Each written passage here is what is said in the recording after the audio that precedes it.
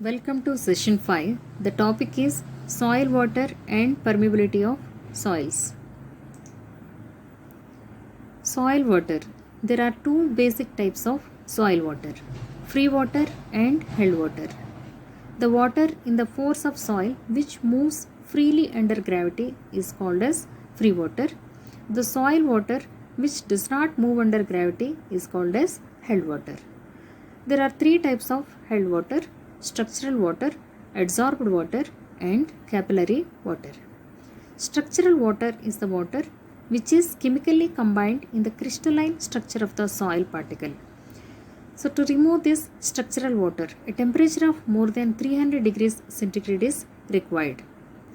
Adsorbed water, the water which is strongly attached to the surface of clay particle due to the electrochemical forces present on the clay surfaces. Capillary water, the soil pores act as capillary tubes and the water rises above the water table due to capillary action. This water does not move under gravity and is called as capillary water. Capillary phenomenon in soil. The capillary forces depend upon various factors such as surface tension of water, pressure in water, and size of soil pores. The water in the capillary tube above the level of the groundwater will be in a state of tension. The tensile stress caused in water is called the capillary tension or capillary potential. It decreases from a maximum value of Hc into gamma W at the level of the meniscus to zero value at the free water surface. Capillary rise in soils can be calculated using the equation Hc equal to 4Ts cos alpha divided by gamma W into D. Hc is the capillary rise, Ts is the surface tension of water.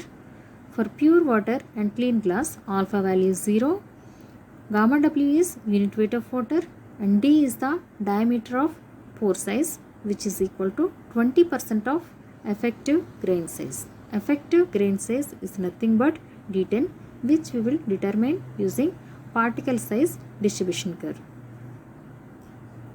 Permeability.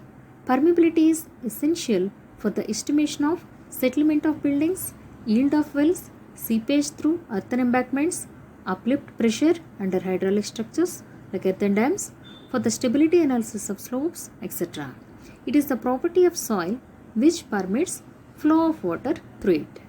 Permeability is measured with a coefficient called coefficient of permeability, represented with symbol K, also called as coefficient of hydraulic conductivity. These are the ranges of coefficient of permeability for different soils. For gravel, the coefficient of permeability will be between 1 to 100. For sand, it will be between 0.01 to 1 cm per second. For silt, it will be between 10 power minus 6 to 10 power minus 3 cm per second. And for clay, it will be less than 10 power minus 6 cm per second. So the standard unit for coefficient of permeability is centimeter per second. The flow of free water through soil is governed by Darcy's law. Darcy's law states that there is a linear relationship between flow velocity and hydraulic gradient for saturated soil under steady laminar flow conditions. Velocity of flow is proportional to hydraulic gradient, so that we can write velocity of flow equal to a constant multiplied by hydraulic gradient. This constant is called coefficient of permeability and I is the hydraulic gradient. When the hydraulic gradient equal to 1, then velocity of flow equal to coefficient of permeability. Assumptions. The assumptions in Darcy's law are: the soil is saturated, the flow through soil is laminar, the flow is continuous and steady, the total cross-sectional area of soil mass is considered, the temperature at the time of testing is 27 degrees centigrade. Validity of Darcy's law. It is valid for laminar flow conditions only. The flow is laminar in fine grained soils, but in coarse grained soils such as gravel, the flow may be turbulent. So in such soils, Darcy's law is not valid. In extremely fine grained soils such as colloidal clay, the interstices are very small. The velocity is therefore very small. In such soils also, the Darcy's law is not valid. Laboratory determination of coefficient of permeability. The coefficient of permeability can be determined using either constant head permeability test or variable head permeability test. First, let us see the constant head permeability test. This is the apparatus. The soil sample is placed inside the permeameter and porous stones are placed at the top and bottom of the soil sample to prevent the escape of soil particles and to allow flow of water through it. It is connected to an overhead tank and bottom tank. The soil sample is compacted in the permeameter and is connected to the overhead tank. The water flows through the soil and enters the bottom tank. The overhead tank is connected to the constant supply of water to maintain constant head throughout the test. When the bottom tank is filled, it overflows. The overflowing water is collected in a measuring jar for a particular time and its discharge is measured using the equation Q equal to volume of water collected or quantity of water collected divided by time. According to Darcy's law, velocity of flow equal to coefficient of permeability multiplied by hydraulic gradient, where hydraulic gradient equal to head causing flow divided by length of flow, that is length of soil sample parallel to flow. Then discharge equal to cross-sectional area multiplied by velocity of flow.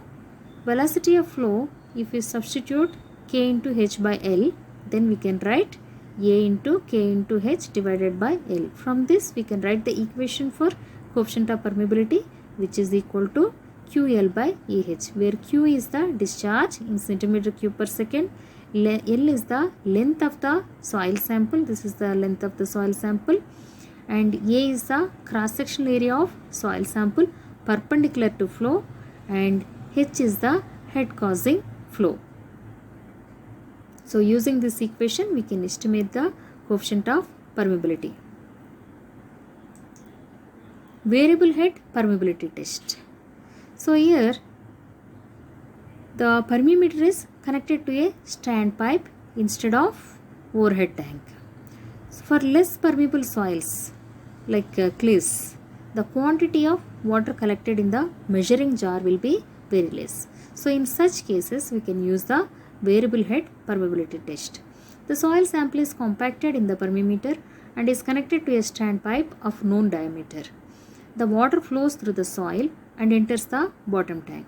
The standpipe is filled with water and the initial head is noted H1. After a particular duration of time, the water level in the pipe is noted as final head H2. Then the coefficient of permeability is calculated using the equation K equal to 2.3 AL by AT into log to the base 10 H1 by H2. So here small a represents cross-sectional area of standpipe, L is the length of the soil sample, A is the cross-sectional area of soil sample perpendicular to flow, T is the time taken to drop the head from H1 to H2. So using this equation we can estimate the coefficient of permeability using variable head permeability test. Superficial or discharge velocity versus seepage velocity. We know that discharge equal to cross-sectional area multiplied by velocity of flow. From this we can write velocity of flow equal to discharge divided by cross-sectional area. So here we are taking the total cross-sectional area of soil sample. So this velocity, whatever is calculated using the total cross-sectional area, is called discharge velocity or superficial velocity, where the total cross-sectional area of soil sample is considered.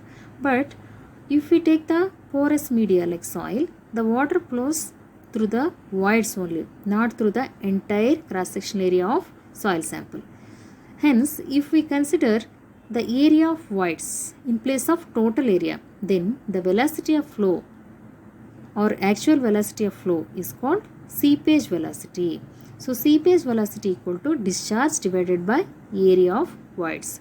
If we take the ratio of discharge velocity and seepage velocity, then it is equal to area of voids divided by total area. So if we multiply with unit thickness, then we'll get volume of voids divided by total volume. This is nothing but porosity of soil. So now we can write seepage velocity equal to discharge velocity divided by porosity. So using this equation, we can estimate the seepage velocity using the discharge velocity. And seepage velocity is always greater than discharge velocity. According to Darcy's law, velocity of flow is proportional to hydraulic gradient. Similarly, seepage velocity is also proportional to hydraulic gradient. So when we take seepage velocity, we have to multiply with the constant. So here the constant is called coefficient of percolation, Kp. We know that seepage velocity equal to discharge velocity divided by porosity. So what is the seepage velocity? It is equal to coefficient of percolation multiplied by hydraulic gradient, which is equal to discharge velocity, which is equal to coefficient of permeability multiplied by hydraulic gradient divided by porosity. Then we can write coefficient of permeability equal to coefficient of permeability divided by porosity. So using this equation, we can estimate the coefficient of percolation using coefficient of permeability. So the value of coefficient of percolation is always greater than coefficient of permeability. Factors affecting permeability of soil. According to Poiseuille's law, coefficient of permeability equal to C into D square into E cube by 1 plus C into gamma W by mu.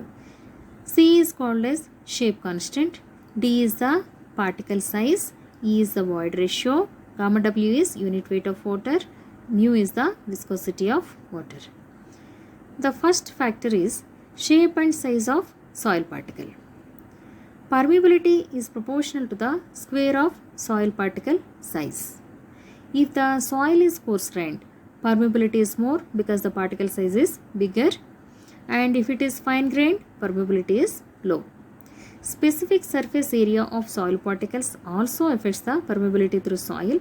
Higher the specific surface area, lower will be the permeability. So it is inversely proportional to the specific surface area of soil particle. The permeability through rounded particles is more than through angular particles, which is due to more surface area of angular particles when compared with rounded particles.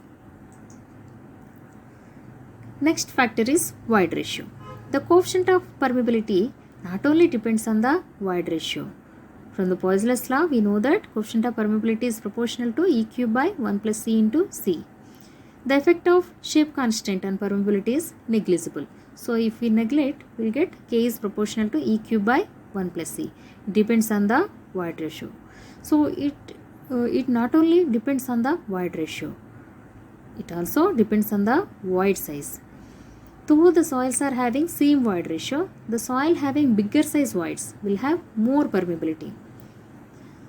If we take the coefficients of permeability corresponding to two different voids ratio, then we can get relationship among them, like K1 by K2 equal to E1 cube by 1 plus E1 into 1 plus E2 by E2 cube. But the soil should be same. This equation should not be used for two different soils. Properties of pore fluid. The coefficient of permeability directly proportional to unit weight of pore fluid and inversely proportional to the viscosity of pore fluid. So we can write coefficient of permeability is proportional to gamma W by mu. So if we take two states of soil or two different temperatures, then gamma W and mu values will vary, so that we can write K1 by K2 equal to gamma W1 divided by gamma W2 into mu2 by mu1. The temperature also affects the permeability through soil, as both unit weight of water and viscosity decrease with the increase in temperature. When temperature is increased, the decrease in unit weight of water is negligible, but viscosity decreases rapidly, and hence the permeability increases. Next factor is soil structure and stratification.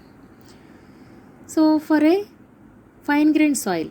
The soil may exist in two states, flocculated structure or dispersed structure. Flocculated structure is also called as edge to face orientation. Dispersed structure is called as face to face orientation. Generally for in situ soils, the structure will be flocculated structure, and for excavated and transported soil it will be of dispersed structure. The permeability through flocculated structure is always higher than that of dispersed structure due to the presence of bigger size voids in flocculated structure.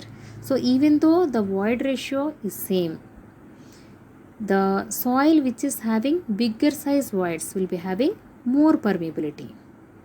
So here it is having bigger size voids of less number.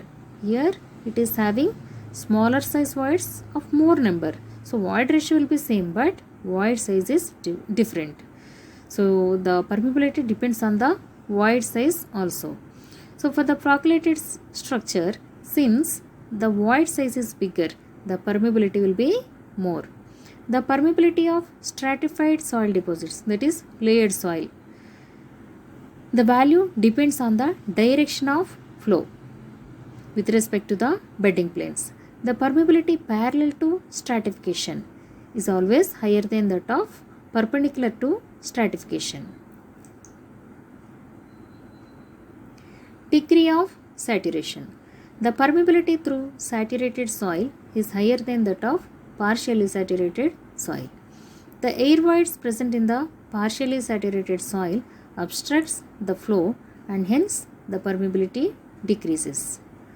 Next factor is presence of adsorbed water and foreign matter. Adsorbed water, which is strongly adhered to the soil particles, obstructs the flow and hence reduces the permeability.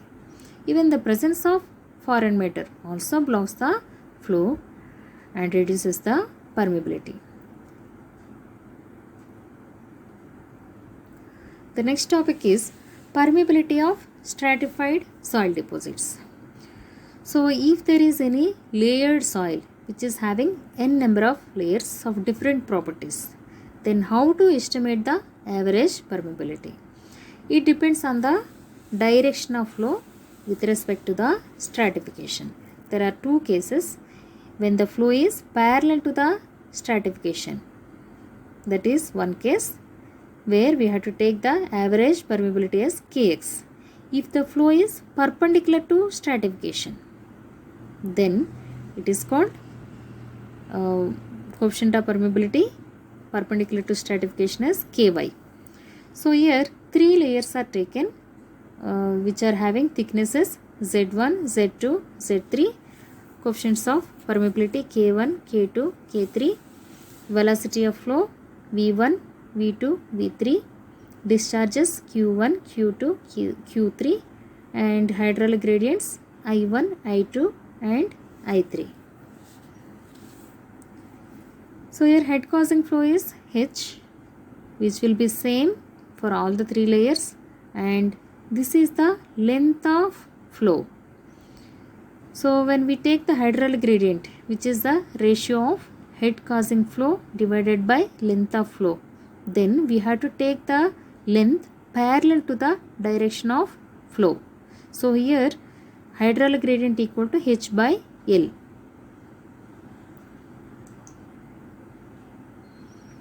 So since the length is same, then the hydraulic gradient I equal to H by L is also same.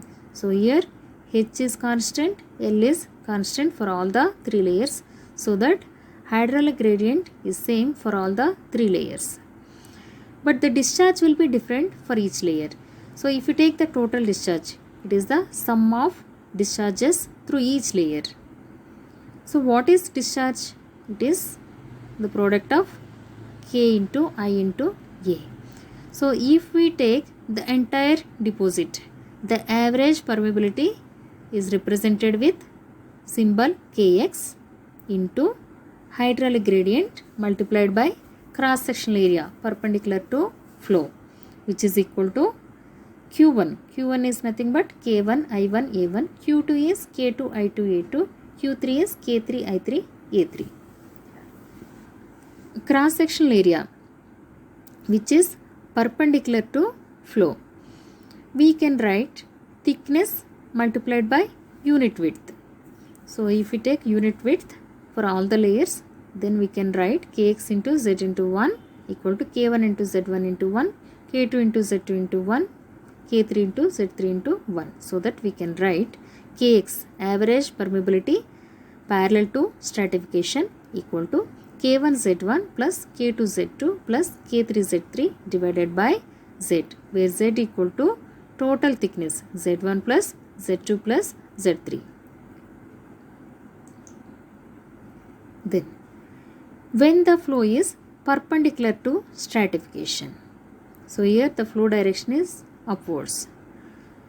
So in this case, if we assume the average permeability as ky, average permeability of entire deposit as ky, then here head loss through each layer is different. So if we take the total head loss, which is equal to sum of head losses through each layer, that is h1 plus h2 plus h3, then we know that hydraulic gradient equal to h by L. But here what is L? We have to take the dimension parallel to flow. So here parallel to flow it is Z, it is not L. So we have to write I equal to h by Z. So if we take h, we can write h equal to I into Z. Here L value we have to take it as Z.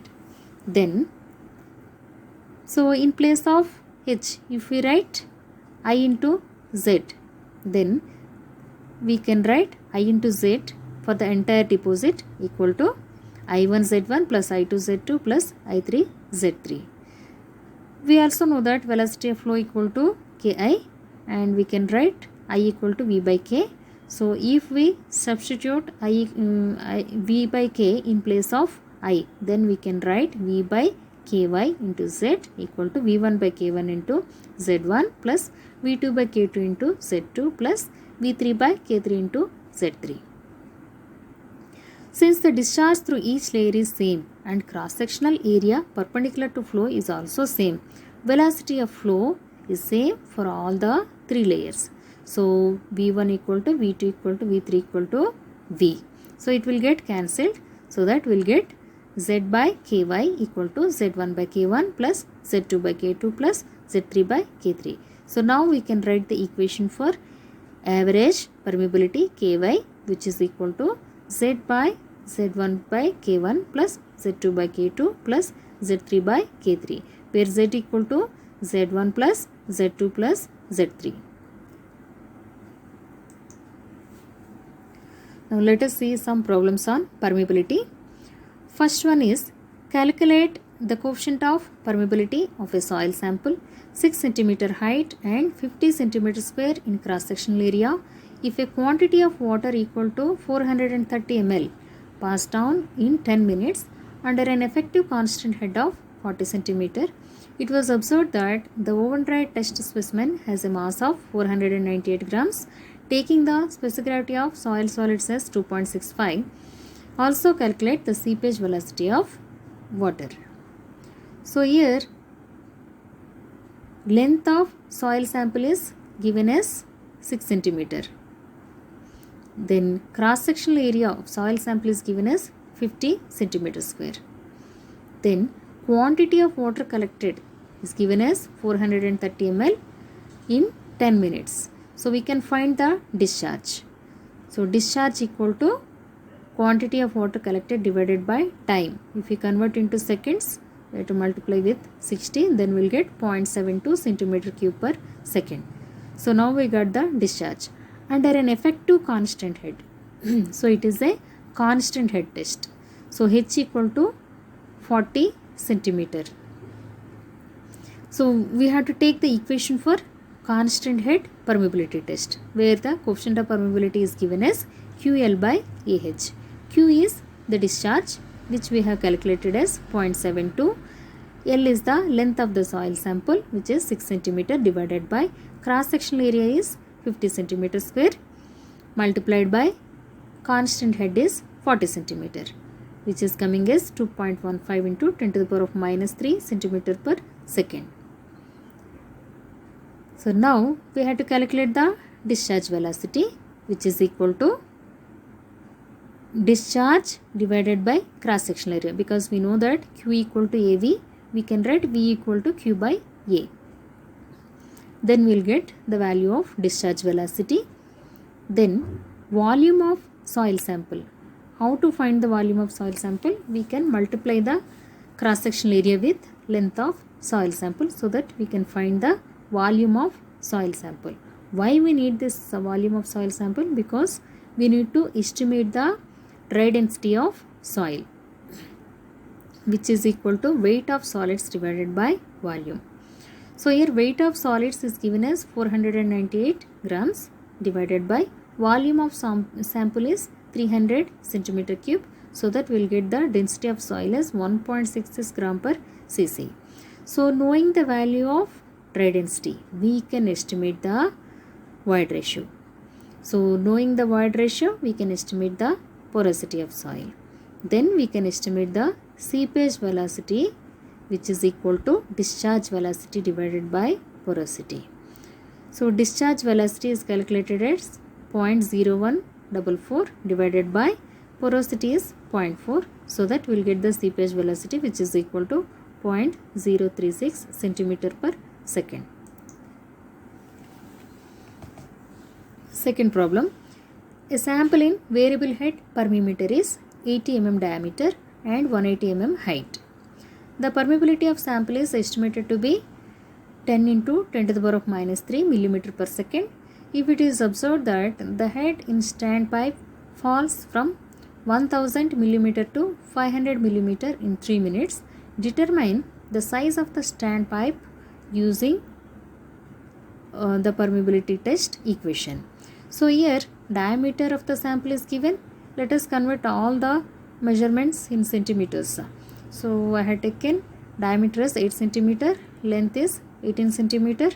So knowing the diameter, we can calculate the cross sectional area of soil sample, which is equal to pi by 4 d square. Then coefficient of permeability is given. Initial head and final head are given.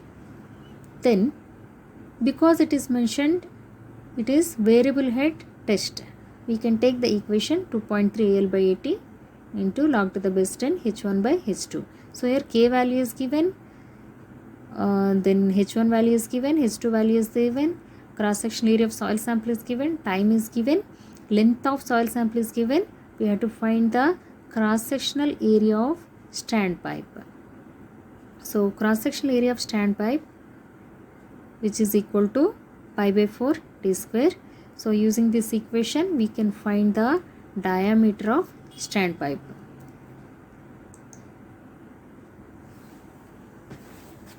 Then third problem is, during a constant head permeability test, a flow of 160 cc is measured in 5 minutes under a constant head of 15 centimeter. The specimen is 6 centimeter long and has a sectional area of 50 centimeter square. The porosity of the specimen is 42%. Determine the permeability, the discharge velocity and seepage velocity. Also estimate the permeability of the soil when the porosity of soil is 35%. So here time is given, head causing flow is given, length of the soil sample is given, cross sectional area is given, and two states of soil are given in terms of their porosity. N1 equal to 0.42 and N2 equal to 0.35. So test condition is corresponding to N1, but we have to estimate the coefficient of permeability corresponding to another state, that is N2. So here we can calculate the discharge using the equation quantity of water collected divided by time. Quantity of water collected is 160 cc divided by time is 5 minutes. So 5 into 60, then we'll get the discharge. Then the equation for constant head is QL by AH. So using this equation, we can estimate the coefficient of permeability. Then discharge velocity, which is equal to discharge divided by total cross sectional area. We can estimate the discharge velocity. So to estimate the seepage velocity, we should find the porosity. So porosity is already given corresponding to the test condition, so that we can estimate the seepage velocity. Then we have to estimate the coefficient of permeability corresponding to another porosity. Initial porosity corresponding to test condition is 0.42, but we have to estimate the coefficient of permeability corresponding to a porosity of 0.35. So there is no direct equation with respect to porosity, but equation is given in terms of void ratio, that is K1 by K2 equal to E1 cube by 1 plus E1 into 1 plus E2 by E2 cube. So here E1 and E2 are corresponding to different states of the same soil. So from the porosity values for both the states, we can calculate the void ratio. So it is coming as 0.724 and 0.538. Then coefficient of permeability corresponding to test condition is taken as K1, which is equal to 4.27 into 10 power minus 3. Then K2 is corresponding to void ratio 0.538 or porosity 0.35, which is taken as K2 is equal to E1 is corresponding to initial state, that is 0.724, and E2 is corresponding to second state, that is 0.538. So using this equation, we can estimate the coefficient of permeability corresponding to a void ratio of 0.538 or corresponding to a porosity of 0.35. Then fourth problem, the following details refer to a test to determine the permeability of the soil. Thickness of specimen, diameter of specimen, diameter of standpipe, initial head, then time, final head are given. So it is a variable head test. So here we have to determine the permeability of the soil if voids ratio of the sample is 0.75, and then obtain the permeability of the soil if the voids ratio is increased to 0.9. It is similar to the previous problem, but there it is constant head test, here it is variable head test. So because all the values are given, we can directly substitute in the variable head equation, and then we can estimate the coefficient of permeability. A is the cross sectional area of standpipe, L is the length of the soil sample, A is the cross sectional area of soil sample, T is the time taken to drop the head from H1 to H2. By substituting all the values, we can find the coefficient of permeability corresponding to the test value of void ratio, that is 0.75. Now we have to find the coefficient of permeability corresponding to a void ratio of 0.9, for which we will be using the same correlation K1 by K2 equal to E1 cube by 1 plus E1 into 1 plus E2 by E2 cube. So by substituting the values of E1 and E2 in this equation, we can estimate the coefficient of permeability corresponding to E2 or 0.9.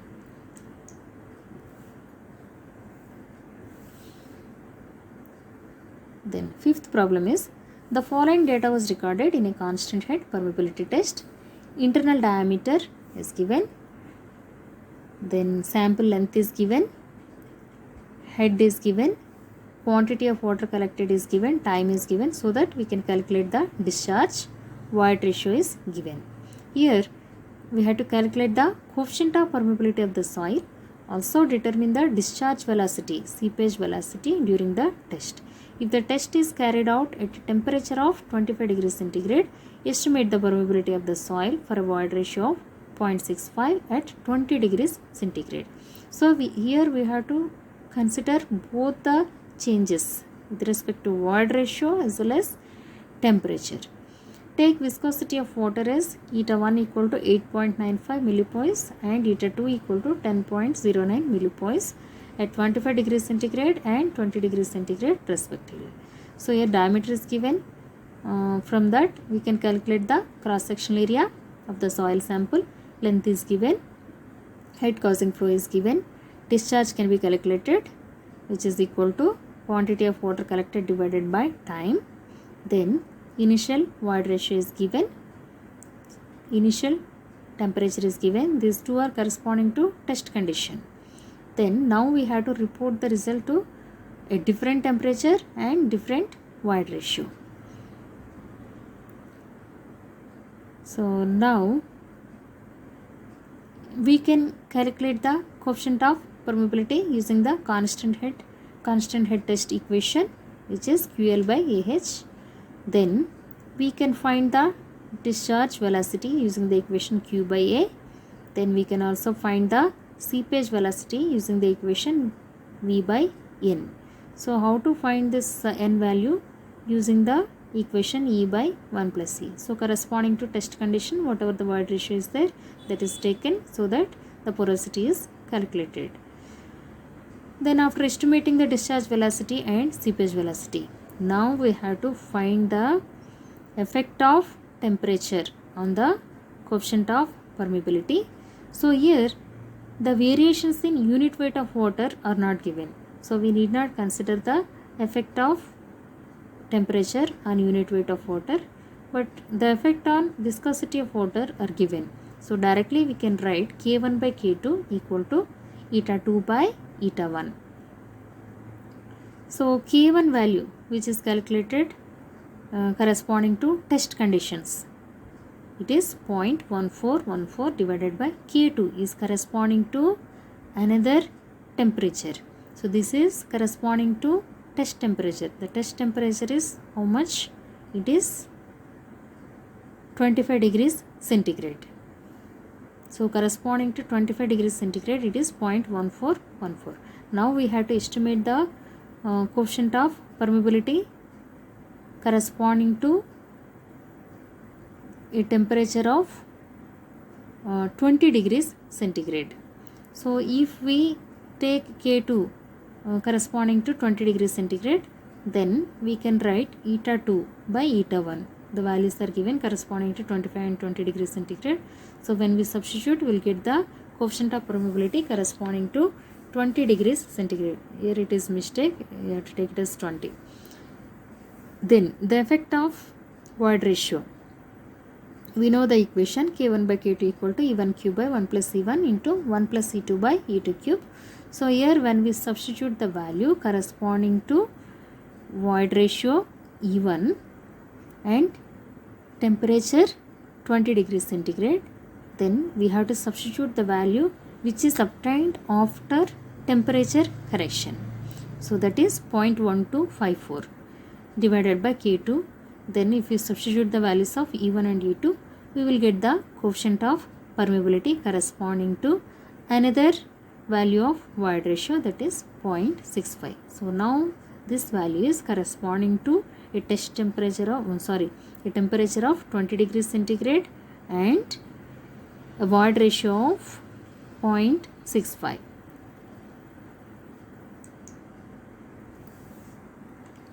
Next example is a sand deposit contains 3 distinct horizontal layers of equal thickness. The coefficient of permeability of the upper and lower layers is 1 into 10 to the power of minus 3 cm per second, and that of the middle layer is 1 into 10 to the power of minus 2 cm per second. What are the values of the horizontal and vertical coefficients of permeability of the 3 layers, and what is their ratio? So here stratified soil deposit is given with 3 layers, and it is asked to estimate the average coefficient of permeability parallel to stratification as well as perpendicular to stratification. So we know the equations for average permeability parallel to stratification, which is equal to K1 into Z1 plus K2 into Z2 plus K3 into Z3 divided by total thickness. So when we substitute the values of K1, K2 and K3, then Z value is not known, thickness is not given, but it is mentioned that it is of equal thickness. All the layers are having equal thickness. So we can assume the thickness is Z for all the 3 layers. Then total thickness will be Z plus Z plus Z. It will become 3Z. Then this Z, if we take common, it will get cancelled, so that we will get the coefficient of permeability which is equal to 4 into 10 to the power of minus 3 centimeter per second. Then we also know the equation for average coefficient of permeability perpendicular to stratification, which is equal to Z by Z1 by K1 plus Z2 by K1 K2 plus Z3 by K3. So here Z is nothing but total thickness. Because the thickness is same for all the 3 layers, it is 3Z divided by Z divided by K1 value, K2 value and K3 value. If we take, then this Z will get cancelled, so that we will get the coefficient of permeability, which is equal to 1.43 into 10 to the power of minus 3 centimeter per second. It is also asked to find their ratio. So now we have to take the ratio of Kx and Ky, which is coming as 2.8. Next example, in a falling head permeameter, the sample used is 20 cm long, having a cross-sectional area of 24 cm square. Calculate the time required for a drop of head from 25 to 12 cm if the cross-sectional area of the standpipe is 2 cm square. The sample of soil is made of 3 layers. The thickness of the first layer from the top is 8 cm and has a value of K1 equal to 2 into 10 to the power of minus 4 cm per second.